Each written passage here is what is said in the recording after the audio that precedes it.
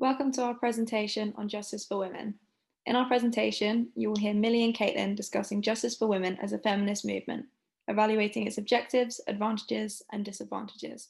We have adopted a more conversational tone for our presentation to reflect the way that Justice for Women has employed storytelling as a strategy for creating transformative change and reshaping the narratives surrounding the experiences of the women in question. Hey, did you see that movie Provoked last night? No, what was it about? It's the story of Kiranjit Ahluwalia, a woman who killed her husband after suffering years of abuse. She was forced into an arranged marriage with Deepak Ahluwalia, moving from India to the UK aged 24 to live with her new husband. The abuse started almost immediately, and she was subjected to physical, psychological, and sexual violence for 10 years, during which she sought help from both her family and her GP to no avail, and ultimately tried to overdose twice. She had 2 sons with her partner who were also victims of their father's abuse. What happened to her after? Justice for Women, a feminist campaigning organisation, along with the Southall Black Sisters movement, got involved and helped get her murder sentence overturned, and Kiranjit was released from prison immediately. Justice for Women is this great organisation that was established to aid women on trial or imprisoned for attacking or murdering violent male partners. Their work also aims to shift opinions surrounding women's experiences of male violence and campaign for policy reform. Wow, that's really amazing how they transformed her situation. How did they manage to so drastically change the narrative around her story? Well, there's a lot of different stages that result in change, both in informal and formal spaces. In this case, it started with the initial recognition that the criminal justice system was failing women who have been victims of abuse, and that a shift in perception of this is needed. This idea is called cognitive liberation and was coined by Doug McAdam and has since been driven by a growing number of popularist feminist academics. The next stage is collective organizing, when people form groups and come together to protest a cause. What's an example of collective organising? So, an example with Justice for Women is that they held demonstrations outside the Royal Court of Justice and hosted public meetings in Kiranjit's hometown in the UK. These examples of resistance to power have been shown to be successful, as sources close to the government have shared that demonstrations outside the Home Office were the main propeller in ensuring domestic violence issues remained on the political agenda. Cases like Kiranjit's have resulted in the mobilization of people, including other victims of gender-based violence, to fight for this cause. The next stage is appeals to power. Justice for Women help the individuals to get their cases appealed and provide a legal team for them in their retrial. Justice for Women leveraged gains by promoting Kiranjit's case alongside those of 2 other women, Emma Humphreys and Sarah Thornton, attracting a great deal of media attention. Cumulatively, these processes of change achieved Justice for Women's goals. The only thing I've thought about is how they seem to only support women. I had no idea there were so many elements to the processes of change. I think I can understand why Justice for Women focuses their work on helping women, though. It's important to focus on women because they are most likely to be the victims of domestic abuse. And in cases like Karanjit's, despite her best efforts, her voice as a woman was not listened to when she sought help during the decade she was married. According to Women's Aid, in 2019, 92% of defendants in domestic abuse-related prosecutions were men, and 75% of victims were female. 16% of victims were male, though, and of course, there are various reasons that prevent victims from speaking out about their experience of abuse. This ties into a bigger discussion about victims and perpetrators, but various factors such as education and cultural norms affect this. Wow, I just really can't believe I haven't heard of this story before. That's why it is so important that media outlets report these kinds of stories and raise awareness around these issues. I'm just looking at their website now, and Justice for Women have a whole section about their campaigns and the stories of women they've helped. Yeah, I read the other day that scholars such as Christine Littleton suggest that narratives of experience can offer a new discourse to challenge dominant legal understandings and misconceptions of violence against women. Beatrice Cisales terms this storytelling, a transformative method to accomplish significant legal reform in specific laws and broader social structures. Through Storytelling, Justice for Women helps illuminate such subjective realities by critiquing gendered legal structures and generating alternative solutions to address systematic inequalities. How are intersecting identities relevant to justice for women? Well, Justice for Women uses an intersectional approach. Kimberlé Crenshaw came up with the idea of intersectionality, asserting that people are often disadvantaged by multiple sources of oppression. In this case, Justice for Women challenged the idea of the reasonable man to demonstrate the gender bias of the legal system. The reasonable man is used to measure an objective standard of conduct and is limited in its scope due to the varying experiences of men and women.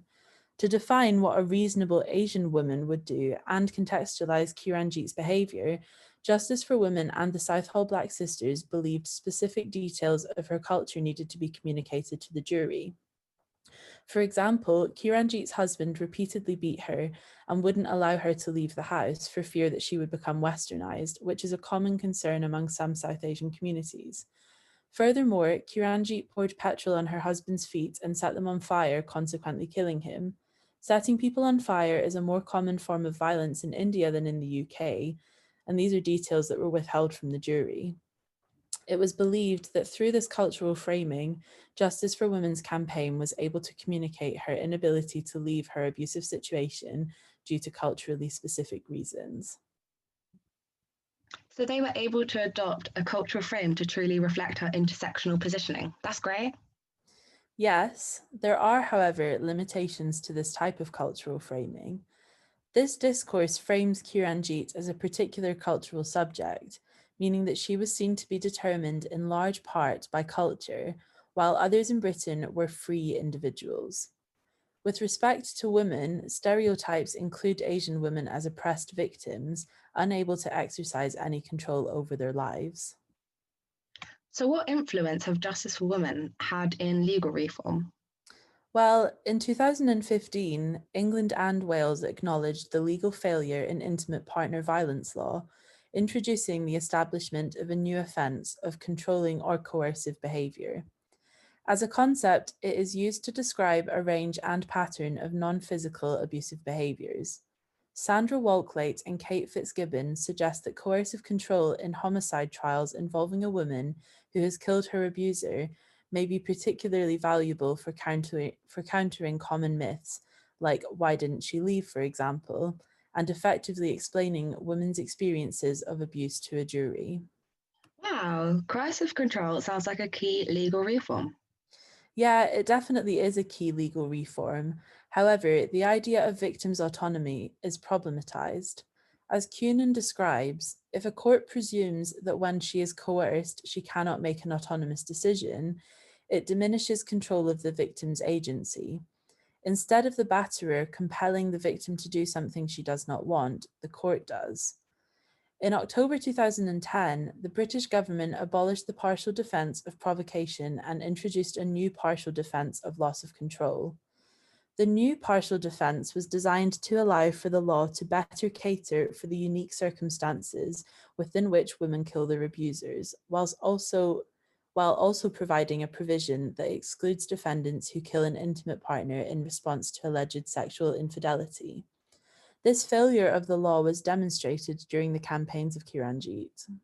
So, what are the relevant qualifying triggers encompassing the new partial defence of loss of control? So since its implementation, the fear requirement within the new defence has been praised by scholars as a step in the right direction, particularly for battered women who kill their abusers. Wells and Quick further note that by including fear as a qualifying trigger, the new defence recognises the close connection between the emotions of anger and fear, and thus between provocation and self-defence. None of these legal reforms would have been possible without the efforts of Justice for Women. So, has there been any form of protest or resistance to this movement? There are a few examples of resistance to this movement. One example is the moral argument that no one should be exempt from legal punishment for the act of killing another human.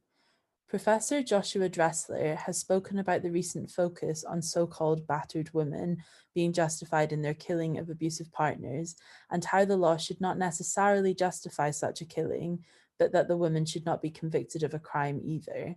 He argues that while such homicides are morally and legally wrong, we can simultaneously recognize them as such through the law without prosecuting women in this position. Also, in retaliation to demonstrations aiming to increase awareness of domestic violence, particularly in the context of South Asian women in the UK, there were men labelled as bounty hunters who were sent to retrieve so-called escaped women. These attacks were fueled by a narrative that young women were representatives for the future of their communities and thus attempted to control their freedom and sexuality and stop them from becoming westernized. Are there any limitations to this movement? I do think that there are actually a few limitations within Justice for Women's work. Many people are often excluded from the mainstream narratives around domestic violence. People who identify as LGBTQ+ are often dismissed within the traditional model explaining domestic violence, which is normally centered around the idea of patriarchal control and the nuclear family. This is thrown into question when the violent partner is a woman or the victim is a man. Elizabeth Schneider states that lesbian or gay male battering can't be compared to heterosexual role-playing. Moreover, lesbian and gay male relationships do not fit into traditional gender roles. Justice for Women focuses on intimate partner violence. They don't consider the domestic abuse stories of those who have suffered at the hands of families, friends, or even acquaintances. There could be greater inclusion of different types of relationships. Justice for Women only works with those living in the UK and Wales. Whilst there are organisations in other areas of the world campaigning for the same rights, this is a global issue that needs more global attention. Negative media attention can also bring danger to the women whose cases are being appealed, as they often receive abuse online and it is possible that they could be approached in person. So what would you do to improve the work Justice for Women does? I think it would be great to see legal reform include a shift from the focus on battered women syndrome to a shift on the behaviour of the abuser. Battered women syndrome allows for antiquated beliefs and attitudes about female hysteria. While it is important to recognise the psychological damage that years of abuse would cause, we should be focusing less on the behaviour of the victim and more on the reasons why the female victim would be driven to feel this was their only form of escape in the first place. What do you think? I think some would argue Justice for Women could adopt a more inclusive framework to address domestic abuse within the LGBTQ plus community and men who suffer at the hands of women, as well as different types of relationships, not just intimate partner violence. Yeah, also Justice for Women could adopt a global approach or encourage similar organisations to be founded in other countries. Additionally, Justice for Women could develop preventative action programs such as workshops for couples and those that are more susceptible to abusing. Yeah, overall, I really admire the work that this organisation does, particularly their determination for policy reform. Ultimately, Justice for Women is a valuable transformative feminist movement. Nonetheless, it has its limitations and there is more work to be done. Thank you for listening to our presentation. In conclusion, Justice for Women are a feminist campaigning organisation who aid women on trial or imprisoned for attacking or murdering their violent male partners. Their work also aims to shift opinions surrounding women's experiences of male violence and campaign for policy reform. Their strategies are unique and they utilise the transformative practice of storytelling, thus illuminating women's experiences and challenging dominant legal understandings and misconceptions of violence against women. Through informal and formal changes, Justice for Women have been instrumental in the legal recognition of gendered realities of every day and subsequent legal reform, such as the introduction of controlling and coercive behaviour and the new partial defence of loss of control. Moreover, Justice for Women adopts an intersectional approach which contextualises women's experiences within a series of interlocking oppressions. However, we have recommendations that would further support the women who have already been helped by Justice for Women.